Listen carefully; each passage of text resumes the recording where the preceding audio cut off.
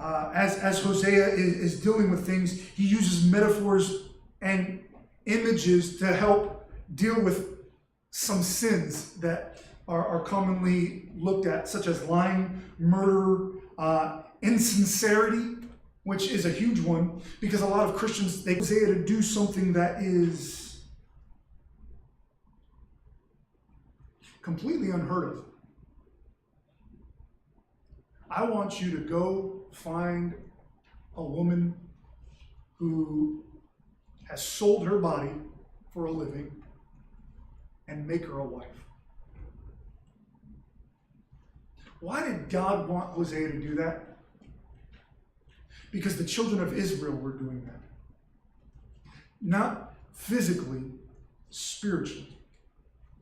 The children of Israel were giving themselves to idols, and they were continually giving themselves to other gods and other nations, and they desired so badly to be a part of the world.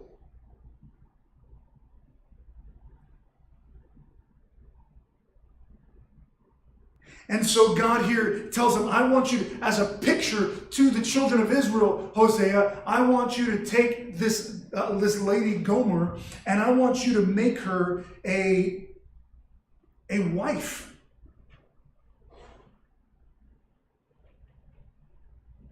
Now, have we seen other prostitutes who have been used by God? Yes, one that we know of very clearly by the name of Rahab. Rahab, God used to help the children of Israel. Rahab was the one who helped them be delivered.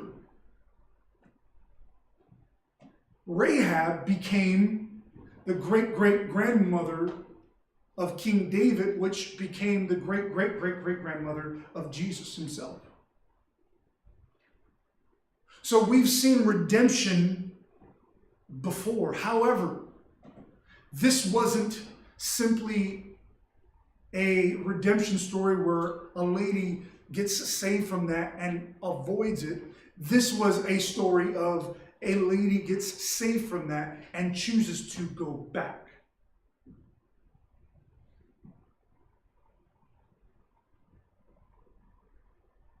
How do we know that? Hosea's children.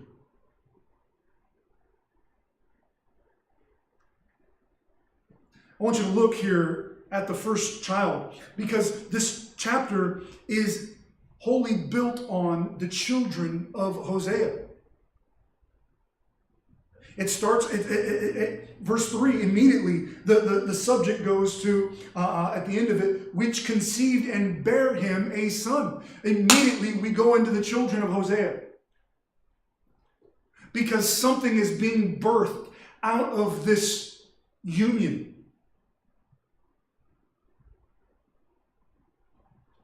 And so we get to verse number 4, and the Bible says, and the Lord said unto him, call his name, and the first child that we have is Jezreel.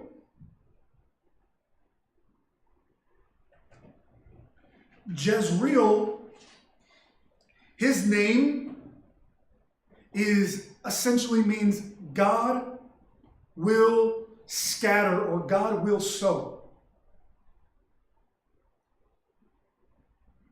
What's the definition? What do we gain from this? Well, he begins to explain this. What is he going to sow? He says, for a little while, and I will avenge the blood of Jezreel upon the house of Jehu.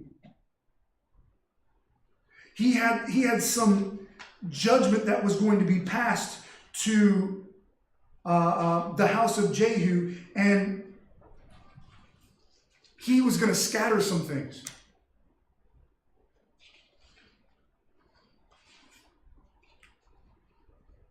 This is not good news for Jeroboam, because it said that his dynasty and the dynasty of Jehu was coming to an end, essentially.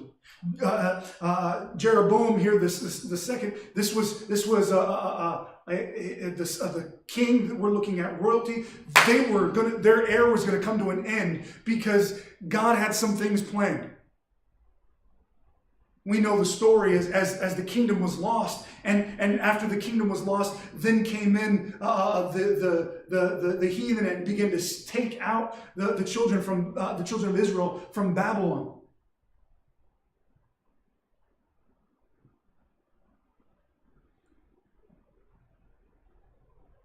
And he lets them know in verse number 7, verse number 5, and he says, "And it will come to pass at that day that I will break the bow of Israel." Essentially what he's saying, or the bow of Israel here, essentially what he's saying is, I'm going to destroy you to the point where you cannot fight at all. You're done.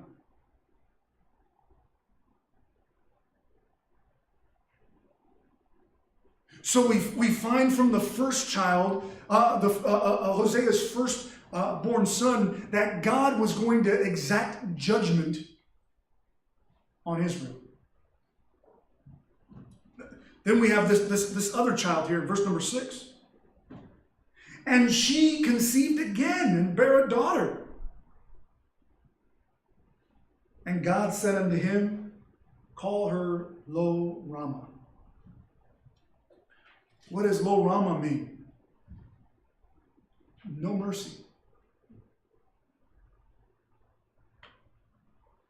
God's saying here, as we continue reading, he says, "For I will no more have mercy upon the house of Israel, but I will utterly take them away." At some point, God stops being patient. He stops being long-suffering. He stops with the calmness. You ever get to a certain point where maybe your kids, hey mom, hey dad, mom, and they continually kind of poke at you, and you try to be calm, you try to be patient, you try to not blow up at them, but at some point they're nagging, or they're fighting, or whatever it is gets under your skin. And at some point you can't handle it. From some of your spouses get that way. Your spouse starts getting under your skin a little bit, and you're trying to be patient, you're trying to be good, but at some point, Lo Ramah, no mercy. God has been watching the children of Israel as they have chosen to live their own life, and chosen to do things their own way, and chosen to follow after other gods, and chosen to deny him, and to live with a fake lifestyle.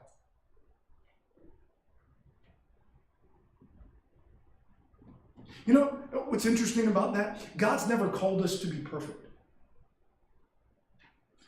But he's definitely called us to be genuine.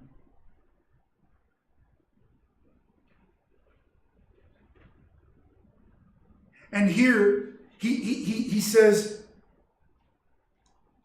I'm done with mercy. You've had enough chances. Verse 7, "But I will have mercy upon the house of Judah." House of Judah, southern nation. "And I will save them by the Lord their God, and will not save them by bow, nor by sword, nor by battle of horses, nor by horsemen." What does he mean by saving them? Saving Judah? This is a reference to them being saved by a deliverer. Saved by Jesus. Because Jesus will come and he will save them, and he won't need to come in with an army. He won't need to come in as Moses did and topple the government system. In fact, when Jesus came to save them, he said, "Render unto Caesar what's Caesar's." He didn't call to topple their army, topple the government. In fact, Jesus even taught how we're to adhere to the government. We're to submit and pray for our leaders.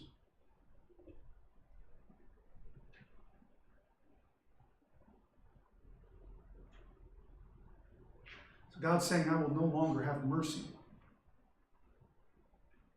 for you, Israel, but Judah, you've got hope. But here, this is going to be the crux of my message, and it looks like I got 5 minutes here. The first two were clearly spoken of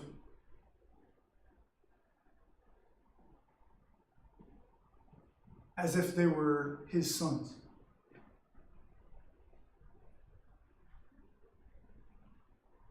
Then we get to the third one.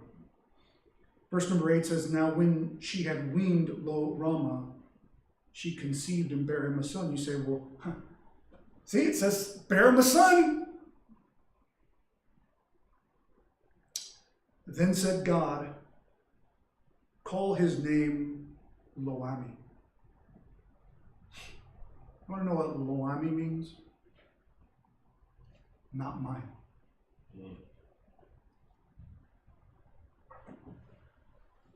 For ye are not my people,